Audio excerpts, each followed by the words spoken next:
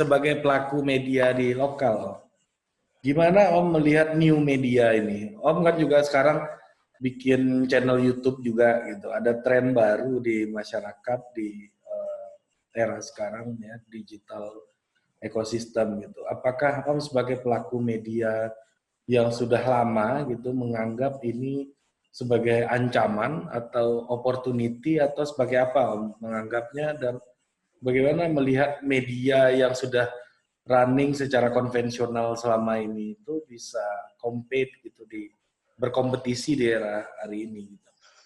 Yang Terutama media lokal ya. di lokal yang tumbuh itu kan jenis medianya, ya, media cetak, media online, tetapi yang diberitakan sama, materinya sama, isunya sama. Ada berita yang diberi Tuhan, ada berita yang dicari. Ya, nah, ada berita rilis. Nah, sama. Apakah itu menjadi gangguan? Tidak. Makin banyak mobil yang lewat, makin berpeluang kita untuk berangkat dari Padang ke Bukit Tinggi. Ya kan? Dulu hanya satu, sekarang banyak. Jadi berpeluang, apalagi ada jalan tol. Analog itu makin banyak jenis media, makin bisa dimanfaatkan oleh bos-bos bisnis media untuk meraup keuntungan. Bahwa kemudian media cetak agak terancam, iya, tapi bukan hanya oleh media online dia terancam, tapi oleh mahalnya harga kertas. Itu Ri. Ya. Nah, yang masalah sekarang, bukan yang masalah, poinnya hari ini adalah media tidak diukur lagi dengan banyaknya atau besarnya oplah, tetapi besarnya pengaruh. Nah, gimana cara Besarnya mengukurnya? pengaruh media itu terhadap, karena orientasi kita adalah kepemerintahan, maka besarnya pengaruh media terhadap keputusan yang diambil oleh pemerintah. Itu yang penting. Seperti Biasanya pengaruh media itu ditentukan oleh dua hal. Pertama oleh lama usianya, kedua oleh orang kuat di media itu. Itu Hari. Ya kalau Singgalang kan ada Om Pres ini yang paling kuat kan. Nah, yang berikutnya begini. Jadi ada yang membilang pers sekarang ini dicengkram oleh kapitalisme, gitu ya. Dulu pers perjuangan tidak bicara soal bisnis karena untuk perjuangan kemerdekaan. Hari ini kalau pers tetap seperti itu, ke belakang suap.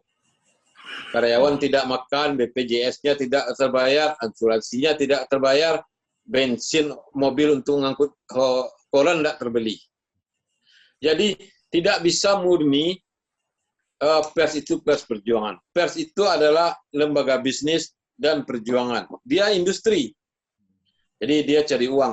Kalau ada orang yang bilang hari ini pers jangan cari uang, itu naif. Lagu itu ya.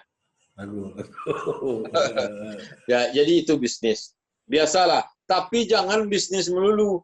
Biasanya ada persentasenya 70% untuk news, 30% untuk itu. Ya jangan sampai iklan semua isi koran tuh ya. Iya, 30% biasanya. Kalau itu. Yang cetak siapa pembacanya di Sumatera Barat sekarang? Pemerintah aja berarti ya. Pemerintah tambah pelanggan-pelanggan rumah tangga, tambah industri. Karena di situ kan mencari, jadi gini, berita-berita bagus kan sudah muncul di online, termasuk online-nya Harian Singgalang.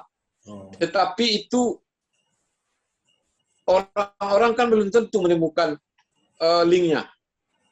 Dia sibuk. Nah, koran ini diantarkan ke mejanya. Jadi dia bisa lihat, walaupun tidak dia baca, kan rata-rata orang baca koran sejak dulu 5 menit. 5 menit aja, lihat judul. Terus lihat iklan mobil, lihat iklan apalagi bioskop, ya. Yang serius baca tajuk, yang baca opini yang dibuat di halaman opini itu yang nulisnya, dan beberapa mahasiswanya kalau dosen. Itu aja. Dari dulu polanya emang udah seperti itu ya. Iya. Nah, berita-berita yang dibuat itu harus lebih humanis. Yang disebut feature itulah yang sekarang jadi kaki kuat surat kabar. Kalau di media online ya kita mengubah pola penampilan online sekarang dari misalnya yang judul-judul bombastis itu sudah tidak perlu lagi oleh pembaca. Sebutkan saja apa yang terjadi. Inilah kisahnya. Apa inilah kisahnya? Tidak jelas ujung pangkalnya. Ini rupanya. Nah, itu sudah tidak ada lagi. Kalau masih dipakai itu sudah tertinggal. Dia kembali ke sistem media cetak. Iya. Kembali teratur ya, kembali teratur. Ya, teratur karena orang sudah libak, bahasa awaknya libak. Iya. Kalau bahasa Jakarta itu begah. Oh, begah ya. Iya, begah. Nggak bisa lagi bernapas, udah begah, udah busuk perutnya. Oke. Ya, ini berarti memang bentuknya udah berbagai macam ya di sana ya sekarang ya. Dan yang paling laku kan yang Anda punya ini, YouTuber ini duitnya banyak, dan makan sendiri. Nggak ada uangnya Om. Buat bayar satu pegawai aja nggak cukup sebulan AdSense. Alah. Tapi walaupun tak cukup, kalau ini memang mau berakhir, tolong umumkan, jangan lupa mampir ke YouTube saya. Iya, itu pasti tuh. Kan udah saya bilang, ini kan buat promo ke YouTube Om nih, bagian ini. Iya. Saya tampil di sini, saya lihat subscriber Anda itu, wah luar biasa. Sama dengan 2 kelurahan. 2 kelurahan. Baru 40.000 Om. Nah, itu kan banyak. Lebih banyak dari Oplah Surat Kabar. Penonton Total Politik, Anda jangan lupa subscribe itu. YouTube-nya Om Pres KJ ini. Apa namanya Om? Khairul Jasmi Official ya? Iya, Khairul Jasmi saja, Khairul Jasmi, kata KJ. Oh ya, kata KJ. Ya, coba diketik aja kata KJ itu, nanti kelihatan tuh. Yang mau mempelajari budaya Minangkabau dan bagaimana orang Minangkabau berpikir secara mendalam itu bisa dilihat di situ tuh. Ya. Ini juga kontennya aja nama saya, keluar dia. YouTube-nya keluar, IG-nya keluar, Facebook-nya keluar, blog-nya keluar, gambarnya keluar. Dan inilah konten ini gara-gara gue nonton ininya Om KJ, apa namanya YouTube-nya soal Islam di Minangkabau, jangan disentuh-sentuh. Gitu kan. Saya bilang begini, ada yang kedua yang tak Anda tonton, baru itu kan Ibu Pertiwi sedang perih matanya karena dia sedang memasak nasi dengan api yang kecil berasap karena kayunya basah. Indonesia sekarang kayunya basah sehingga yang muncul adalah asap, apinya tidak banyak.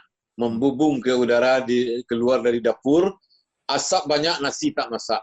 Heboh saja negeri ini. Ya kan? Kalau kita satu sama lain bahu-membahu, saling hormat, menyapa di tiap tikungan, hai, Anda kemana? Negeri kita ini akan humanis. Negeri yang humanis adalah negeri yang bahagia. Nah, begitu. Om, saya tuh pernah bikin YouTube, Om. Jadi bikin konten isinya kayak begini kira-kira. Yang mengubah hidup saya itu gara-gara dulu nggak sengaja di SMA 1 Bukit Tinggi itu ada razia rambut. Saya ngumpet di perpustakaan. Nggak sengaja dapat buku biografi Martin Luther King Jr. Nah, saya baca itu. Disitulah saya pertama kali tahu racial discrimination apa di John F. Gara-gara rambut ya? Gara-gara rambut mau dicolak sama guru. Ini SMA 1 yang normal, yang sekolah raja? Itu SMA 2. Ini SMA-nya Pak Mahyeldi nih, Pak Gubernur. Satu alma mater kita. Yang dekat Aukunya? Enggak, yang di Pasar Bawah. Oh, yang di Pasar Bawah. Ya, Lambau ya. Jadi Lambau. Anda satu alma mater dengan Pak Mahyeldi, Buya Mahyeldi, dengan Nasrul Azwar, Indra Catri. Ya. Aristo. Pak Aristo Menendar. Ya. Senior Anda. Ya. Siapa lagi ya itu yang kalau penonton YouTube ini harus tahu bahwa di Bukit Tinggi itu adalah sekolah-sekolah hebat. Ada namanya Sekolah Raja, tempat Tan Melaka, sekolah. SMA 2 tuh. SMA 2 yang sekarang masih ada. SMA 1 di Lambau ya. SMA 3 dan Bukit Tinggi itu adalah kota pejalan kaki. Ya, semua orang jalan kaki. Saya baru punya motor kelas 3 SMA udah hampir lulus dulu. Sisanya saya jalan kaki. Kota yang seperti rumah kedua bagi para pengunjung. Nah, Om, saya nggak sengaja ketemu buku itu, Om. Kemudian hidup saya berubah gitu. Nah, pertanyaan saya, Om, sebagai pegiat literasi juga nih dan punya anak seorang penulis terkenal, gitu ya. Beliau Ya. ini punya, Mana yang terkenal saya dari anak saya? ya kalau di Indonesia ya anak Om lah. Itu nggak mungkin saya umbang-umbang tuh. Ya. Jangan diubah ya. Udah susah itu Om, udah susah itu. Beliau ini adalah ayah dari JS Khairen. JS Khairen. Bukan sarjana kertas itu penulis. Kan? Nah, Om, jadi apa sih soalnya? Kenapa di Sumatera Barat itu yang kita punya sejarah panjang soal pemikir-pemikir di Indonesia ini, terus kita mengalami defisit literasi gitu. Saya kalau nggak sengaja itu dapat buku itu, mungkin saya supir angkot mungkin sekarang Om, atau mungkin Supir angkot kota tua Bukit Tinggi. supir IKB mungkin kan, iya kan? Iya. Ya bukan supir IKB itu buruk ya, tapi maksudnya saya mungkin nggak punya bayangan soal masa depan karena yang ada di depan saya waktu itu supir angkot, yang ada depan saya waktu itu preman pasar gitu misalnya. Nah, tapi kita mengalami defisit literasi ini dan saya sempat diskusi juga Pak Hasril Caniago ya. Beliau SMP itu udah punya referensi yang banyak sekali katanya. Ya dia sekolah Bukit Tinggi. Iya, saya waktu di Bukit Tinggi dulu punya buku ini, dapat buku ini, baca buku ini dari saya SMA katanya. Nah, Om KJ pun juga gitu kayaknya anaknya ya at least si Jombang JS Khairen ini jadi penulis dan punya banyak referensi, nggak hanya JS Khairen, adanya juga bagus saya lihat kan.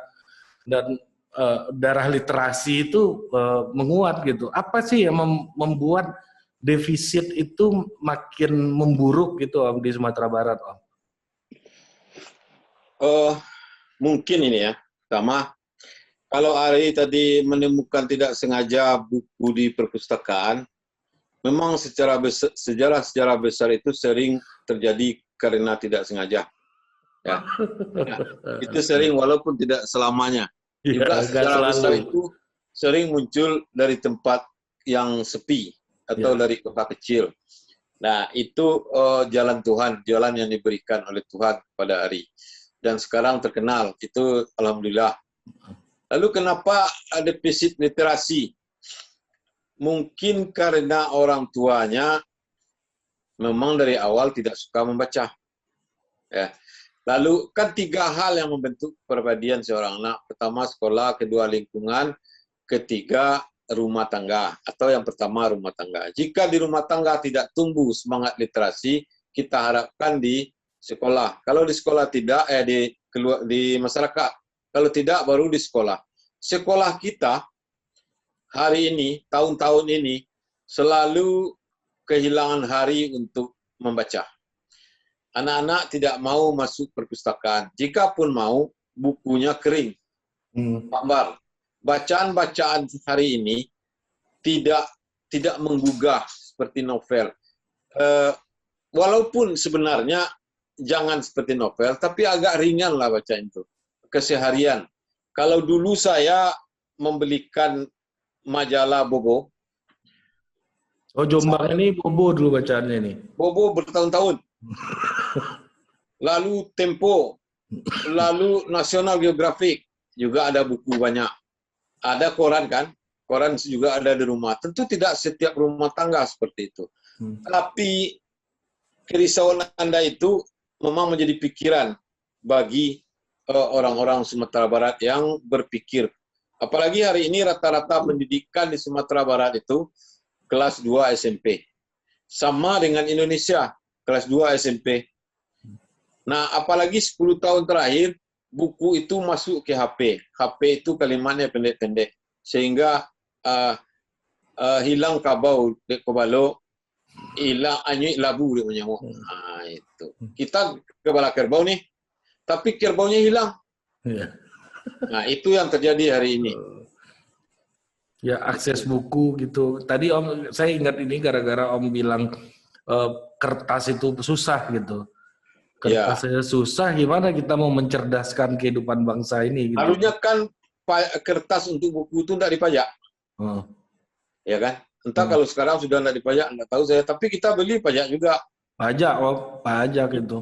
kita terima gaji kena pajak, kita beli buku kena pajak, kita makan setelah beli buku kena pajak, kita beli bensin kena pajak. Jadi mestinya dikurangilah untuk kertas. Itu saran ya, kalau bisa. Iya, itu maksud saya gini Om, ketika tagline-nya maupun pemerintah daerah, pemerintah pusat, semuanya bicara 4.0, 4.0, tapi kemampuannya 0.4 gitu.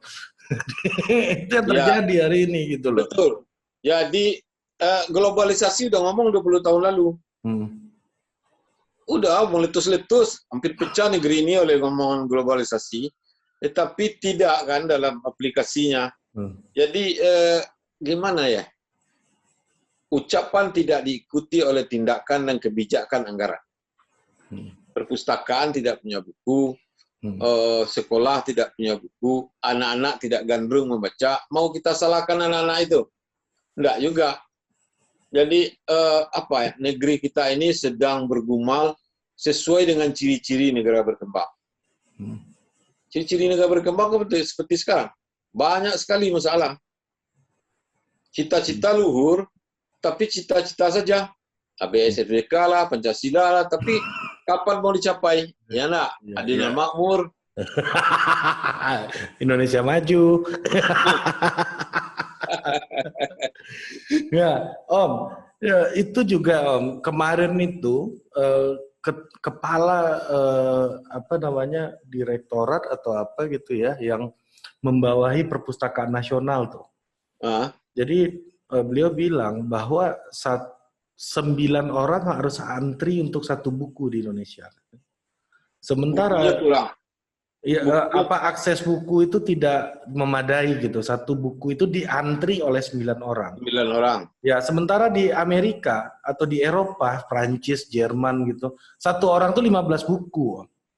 Satu orang dikelilingi oleh 15 buku. Sementara kita berdiri 9 orang untuk mendapatkan satu buku. Gitu. Akses untuk menerbitkan buku itu susah. Kalau kita berdua menulis buku nih, oleh Khairul Jasmi dan itu, Valdo bertiga lah kita.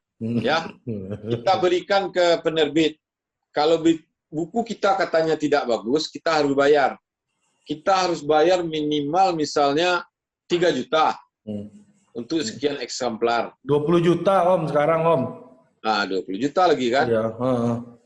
Nah, kalau ke penerbit kecil yang kawan-kawan kita yang banyak buat di Jogja, di Jakarta, di Padang, di mana ya, kan bisa kita bayar 3 juta, 4,5 juta. Lalu dibuat 500X. Nah, buku kita itu siapa yang jual? Dibagikan kemana? Minatnya juga tidak ada. Jadi harus ada apa yang disebut dengan kebijaksanaan intelektual untuk memasalkan buku ini. Sehingga ilmu itu betul-betul datang dari buku, bukan dari HP. Iya, dan itu Om, ini sharing aja ya dari apa yang saya tahu ya. Ini Om sebagai pelaku literasi gitu. Ya, seperti Om bilang tadi bahwa penerbit itu bahkan buku bagus itu sama aja treatmentnya hari ini.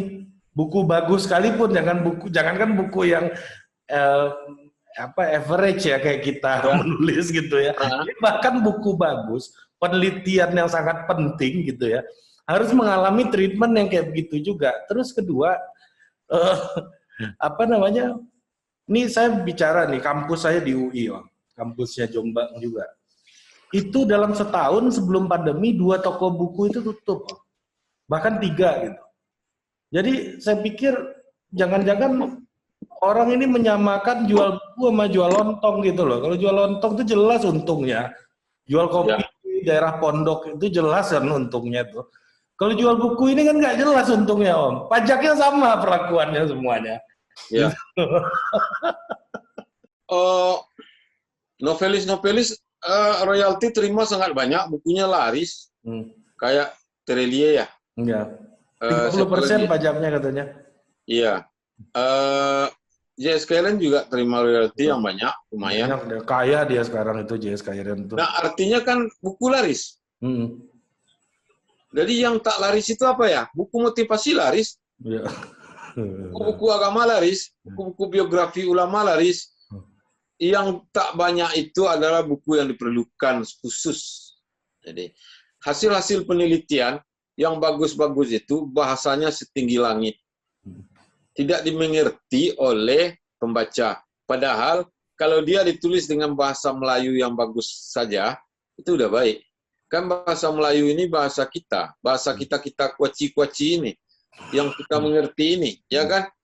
Bahasa Melayu, bahasa Minang itu kan bahasa pasar, bahasa zona ekonomi. Itu bahasa zona ekonomi, Banda Aceh, Lampung, Kepulauan Riau, Bangka, Jakarta, mana lagi zona ekonomi itu kan bahasa Melayu, bahasa Minang.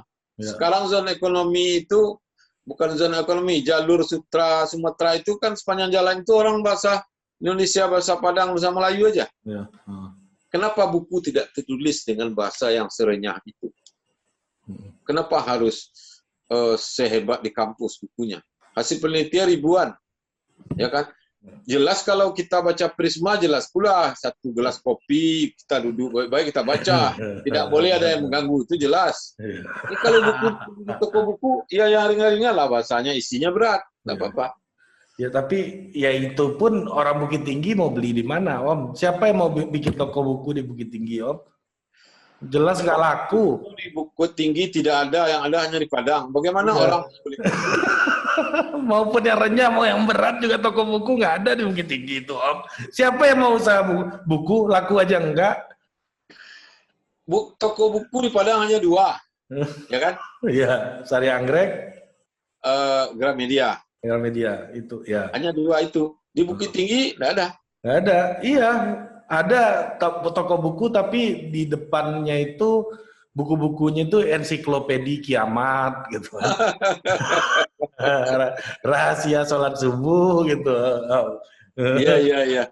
Jadi lalu siapa yang mau bikin di toko buku di Bukit Tinggi, di Bangkinang, di Madiun, di situ ya? Iya. Siapa? Nggak ada, karena nggak akan laku gitu. Maksudnya nggak akan untung seperti saya jualan yang lain gitu. Secara bisnis. Iya. Dan kalau buka itu ada insentifnya ya saya buka gitu kan. Karena nggak ada insentif juga dari pemerintah atau dari pihak ini. Tapi kan Pustaka Bung Hatta besar di Bukit Tinggi. Bangunannya. Oh, bangunannya. Bukannya banyak isinya nih. Ya, nggak tahu kita, Om. Nggak ada yang tahu itu isinya apaan, Om. Saya udah pernah ke sana bagus, tapi pengunjung jarang-jarang. Iya, tapi kan buku itu kan update terus, Om. Seberapa kuat itu perpustakawan di lokal itu ngikutin perkembangan? Nggak ada yang kuat. Uangnya banyak. Kuat. Iya, banyak loh. Ini nggak bisa modal perpustakaan aja tuh nggak bisa. Yang penting tuh tokonya ada dulu. Nanti perpustakaan beli ke toko yang update ini gitu. Kan gitu. Di Amerika, di negara-negara lain tuh, di Inggris tuh toko buku tuh treatmentnya beda sama jual kopi, Om. Starbucks sama toko buku disamain ya nggak bisa gitu. Kafe kita kan ada yang menaruh buku, pindah dibaca orang. Ya kan buku itu kan update terus, Om. Iya. Kan. Kulturnya itu sama model baju. Model baju kita kalau masih pakai baju tahun 80-an, celana berpelui kayak zaman Om muda-muda pergi naik Vespa dulu kan nggak laku lagi sekarang kan? Iya, mana laku. Di foto orang dimasukkan di Instagram, inilah bapak-bapak tersesat katanya. Nggak laku lagi gitu. Ya kan sama aja kayak buku kan. Buku pun juga gitu. Tiap tahun ada yang menulis. Tiap bulan ada yang menulis. Tapi kalau toko buku karena dia bisa dapat untung, dia akan kerjakan itu. Tapi perpustakaan kan ini birokrasi yang ngelola. Ya, jadi kalau begitu problem kita di dunia literasi adalah soal uang. Soal uang, betul. Ya kan? Tadi dari awal saya bilang uang punya peradabannya sendiri. Iya. Sementara anggaran kita di Sumatera Barat 70% untuk gaji. Iya. 30% untuk pembangunan dan itu untuk jalan, untuk jembatan, untuk irigasi, untuk sekolah, sehingga perpustakaan dan isinya tidak mendapat jatah. Nah, begitu. Lalu siapa yang akan membantu bangsa ini dalam literasi? Anak-anak muda ini. Semua. Bagaimana caranya? Lewat sekolah. Kan sekarang sudah punya HP semua. Bisa enggak menolong orang lain dengan bacaan yang.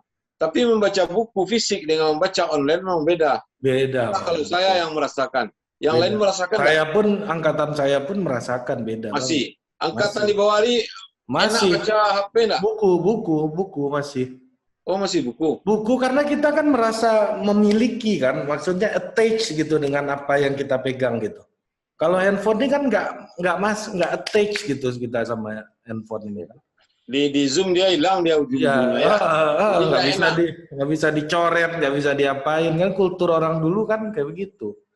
Kalau saya sih ngelihat ini buku fisik tuh harga mati gitu loh. Ya, dari tapi dulu nggak banyak buku di Bung Hatta pintar. Apa? Bung Hatta, Tan Malaka, Syahrir, Yamin, bukunya nggak sebanyak sekarang. Bung Hatta banyak bukunya, Om. Masa nggak banyak bukunya Bung Hatta? Bukunya banyak, tapi buku yang akan tersedia di masyarakat tidak sebanyak sekarang. Oh iya. Ya kan? Ya, tapi kan dia pas sekolah kan ketemu buku itu, Om. Dia ke Kuitang, ke Jawa, ketemu dia dulu kan. Artinya harus ada keinginan kita untuk pintar. Iya, kalau kita lihat teman-teman kita baca bukunya ngeri-ngeri kan, kita kalau nggak ikutan kan ketinggalan kita, Om. Ya, orang ketawa kita apa yang mau diketawain kayak nonton film. Kita nggak pernah nonton film itu. Orang ketawa kita mau apa? Ya kan? Ada teman saya seperti itu. Saya juga, kita cinta dari SMA, saya nggak ada nonton, saya ikut juga ketawa. Nah, baru nonton belakangan ini, oh seperti ini film. Iya kan, paling nggak kan Om udah lama pun Om akhirnya nonton lagi kan film itu kan. Nah itulah maksudnya. Ya kalau akhirnya kalau ada kawan kita, ini kan apa yang saya rasain di UI Om. Saya dulu kuliah sekolah di Bukit Tinggi ya, Sarbal saya, Sarobalai. Sarbal. Iya. Ya. Jadi kalau ingin kita connectingkan ke pemerintahan, ini bisa disebut bupati, wali kota, gubernurnya kalau tidak punya perhatian terhadap literasi ini, maka literasi ini akan tetap seperti ini, ya kan? Iya betul. Ya, kan? Kalau perlu toko buku itu diundang, dikasih tempat gitu, disewa. Udah toko buku kita gratisin pakai aset Pemda, itu Taman Budaya yang Om bangun itu tuh. Ya. Toko buku gratisin aja situ gitu loh. Itu kan punya. Saya misalnya Ari, tahu nggak bagaimana kisah gempa 2009? Nggak tahu orang Sumatera Barat sekarang. Untung saya buat bukunya. Nggak ada yang buat. Iya betul. Jadi seharusnya buku itu dicetak. Misalnya Bukit Tinggi Kota hari ini, ada nggak kisah jam gadang? Ada. Tapi susah banget cari bukunya itu. Kan bisa dibuat, ditaruh di kaki jam gadang itu. Siapa yang lewat ambil. Ya. Itu yang sebagai souvenir wisata atau jual. Jual murah. Ada nggak kisah lubang gadang, lubang Jepang? Nggak ada. Ada nggak kisah kota Bukit Tinggi itu sendiri? Nggak ada. Nggak ada. Padahal itu kota wisata paling hebat di Sumatera Tengah. Betul. Bahkan di Sumatera. Kota ya. Iya, betul. Dan ya itu kan soal diri kita gitu ya. Ya kan, diri kita nggak pernah kita sampaikan ke orang, ya siapa yang tahu diri kita kan gitu, seperti yang Om bilang di awal tadi kan. Iya. Iya kan? Jadi masalah yang kita pikul hari ini adalah hasil kerja kita sebelumnya. Tidak gandrung membaca hari ini adalah sebab sebelumnya kita tidak memberikan bacaan pada generasi yang hari ini dewasa. Iya ya kan? Iya, saya itu ngerasain betul Om. Kalau kita di kampus saya nongkrong sama Rocky Gerung misalnya. Satu tongkrongan, satu minum kopi sama Rocky Gerung di UI. Saya dengar tuh podcast Anda sama iya kan, sama Rocky. Rocky bacaannya banyak banget. Ya dari 10 bacaan Rocky nggak mungkin kita nggak ngejar 2 kan. 2 buku, 10 buku Rocky baca, ya kita baca 2 lah paling nggak. Kalau 11 pun, kalau kita baca 11, Rocky 10 kan nggak sopan. Nggak sopan. Minimal kita baca 2 lah, gitu loh. Jadi kan akan muncul orang-orang kayak begitu yang akan memberikan pengaruh karena akses bukunya ada. Saya itu kalau pulang, teman-teman saya yang mahasiswa-mahasiswa UNAM tuh nitip buku kok kepada. Oh begitu? Iya. Kalau saya waktu kuliah, itu saya dapat kirim buku terus dari Belanda tiap bulan. Nah kan, gratis. Enak kan, ada. Gratis. Karena saya dapat channelnya. Jadi saya kirim, saya minta ini dong, minta buku Christine Dobin dong, dikirim. Iya. minta buku Unggulannya dong, dikirim semua 12 jilid. Minta ini dong, dikasih. Itu sama siapa mintanya, Om? Ada dulu alamatnya ke perpustakaan di Inis, di Leiden atau di Jakarta ya, lupa saya yang perwakilan Belanda. Dan dikirim terus. Kita dikirimin. Misalnya tentang Ayah Hamka, ada bukunya. Kita dikirim. Jadi Ayah Hamka bukan hanya ditulis oleh Buya Hamka, tapi ada orang lain juga menulis. Itu hasil disertasinya, diterbitkan oleh Inis. Nah, kayak gitu. Sekarang nggak ada lagi itu, Om? Sudah ditutup program itu. Iya kan? Gratis itu. Sampai saya aja setelah karena saya udah banyak dapat buku lah, kita tutup, Khairul Jasmi udah dapat.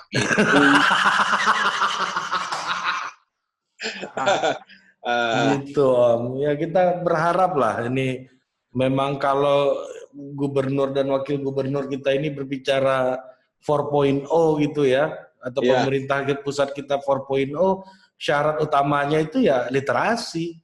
Iya, literasi anak sekolah sekarang kan banyak yang salah. Ya kan? Tak ditarik. Itu kan buku proyek. Dan kemudian banyak bahasa-bahasa serapan lokal sudah kurang. Ya. Ari mungkin tahu, sekarang 25,9% bahasa Indonesia itu dari bahasa Minang. 25,9%. Kalau dulu 36%. Jadi serapan bahasa lokal itu makin terus, tapi tidak dari daerah kita lagi. Karena kita sudah dulu, nah kayak itu juga muncul. Kayak malam dan siang tadi ya. Itu dia. Nah, bahkan bahasa-bahasa lokal sekarang sudah banyak yang hilang katanya ya. Di Papua itu ada satu bahasa yang penuturnya tinggal 8. Nah, kayak itu. Jadi memang ini beban berat si gulung batu di negara yang baru berkembang, yang menuju negara maju, yang sedang miskin. Ini problem kita. Problem negara berkembang itu bercakap soal politik, soal ekonomi, cita-cita saja, capaiannya tidak ada. Pendidikan tergaing, kesehatan tergaing. Tergaing ini maksudnya belum sampai. Gantung. Nah, semua mau dikejar. Sama dengan mengembangkan objek wisata. Semua mau jadi objek wisata. Akhirnya nggak ada yang maju. Itu lari. Ya. Ini seru nih kita bicara nih. Akhirnya temanya literasi nih. Tempat-tempatnya bisa 2 nih. Iya. Jadi politik satu, literasi satu. Nah, literasi dunia Islam juga kurang. Bagaimana kita menumbuhkan keilmuan keislaman tentang orang kalau literasinya kurang, fikihnya kurang. Bagaimana fikih perempuan, bagaimana fikih laki-laki, bagaimana tentang politik Islam, bagaimana tentang teknologi dalam Islam. Kalau saya sebut bahwa roda ditemukan di Iran misalnya, Anda percaya enggak? Mana literasinya? Nah, itu harus ada. Ya. Semuanya. Jam ditemukan di Mesir misalnya. Apakah Mesir waktu itu Islam atau enggak? Siapa yang tahu? Ibnu Sina sebagian besar tahu. Sebagian kecil tidak. Banyak yang tidak dari sebagian rakyat Indonesia ini. Namanya tahu. Jadi pelajaran kita tentang kemajuan Islam, peradaban Islam itu kurang karena bukunya juga kurang. Ya kan? Malah di Amerika yang jago kan orang tentang Islam tuh Divinity School di Chicago itu kan salah satu yang terbaik di dunia kan. Alumninya Nurcholis Majid, Safi Ma'arif gitu kan. Lulusan dari situ kan. Malah di Amerika yang literasinya nggak berbatas gitu. Apa ini terkait dengan kemampuan kita mengarsip atau gimana sih, Om? Arsip ya, mengarsip. Di Padang ada namanya apa dulu perpustakaan yang dibuat oleh anak siapa ya, pengusaha Sumatera Barat yang ada hubungan dengan Pak Harto yang di Ponegoro, di Jalan Diponegoro dekat Taman Budaya di depan perpustakaan. Itu sekarang sudah ambruk. Genta Budaya. Padahal dulu ada berita di Kompas, kita tidak perlu lagi ke Leiden. Karena sejarah-sejarah Minangkabau ada di sini. Apanya yang ada kantornya dan tidak ada lagi. Nah, kalau kita lihat pojok buku agama-agama Islam di toko buku tentang motivasi, tentang azab, tentang menjadi istri yang soleh, tentang kata-kata mutiara, tentang kado untuk istri. Itu bukunya. Itu penting. Tapi ada yang lebih penting untuk mengisi kepala generasi muda. Kalau azab kan udah pasti. Haram dan halal udah pasti. Itu kan hal elementer yang kita terima di surau. Ari masih tahu surau enggak? Enggak. Udah enggak kan? Ya, di masjid lah, di MDA ya. MDA ya. Kuliah subuh. Masuk halal dan haram, doa masuk WC, doa mau makan dan seterusnya. Itu kan memang di situ pelajarannya. Tapi pelajaran tentang akidah yang benar, tentang Islam, tentang kita bermasyarakat, kan tidak ada diajarkan. Makanya ada di Nia Putri untuk fikih Islam. Makanya ada MTI Canduang, kaum tua, kaum muda di Minangkabau dulu. Dan sekarang sekolah-sekolahnya masih ada dan murid-muridnya banyak. Nah, jadi orang jangan bilang Sumatera Barat itu kan dulu sekolah agama yang tua memang banyak di sini. Modernisasi Islam belum terjadi kecuali di Sumatera Barat pertama kali, Padang Panjang. Itu dia tidak usah ngomong. Iya. Delianur nulis ya. Ya, Modernist Movement. Buku yang tebal itu. Ya, Modernist Movement 1900 sampai 1926 itu 25. Modernisasi Islam itu ditandai dengan pendidikan modern di Padang Panjang di Jembatan Besi. Ya itu. Iya. Ya. Dan itu yang menyebar ke seluruh Indonesia. Kata metode mengaji alidate alibawa ele depan itu dari Minangkabau. Kemudian ditukar dengan metode mengaji Iqra. Ya. Sekarang ya. Metode yang pertama diciptakan oleh ulama Sumatera Barat. Oh, gitu yang awal ya. Iya. Nah, jadi literasi politik Islam itu sekarang kan bablas oleh politik kontemporer. Karena memang tidak bisa disalahkan juga. Sekarang kan berpacu dalam melodi, siapa yang cepat dia mendapat. Siapa lalai ketinggalan. Ya kan? Ya, betul. Aduh, menarik sekali. Politik ini trennya aja, jangan serius betul. Kalau Betul. serius kita sakit kuning.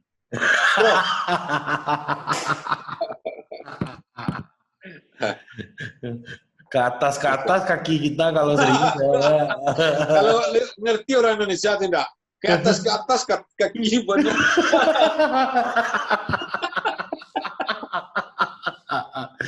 Maksudnya ke atas kaki itu maksudnya jungkir balik maksudnya.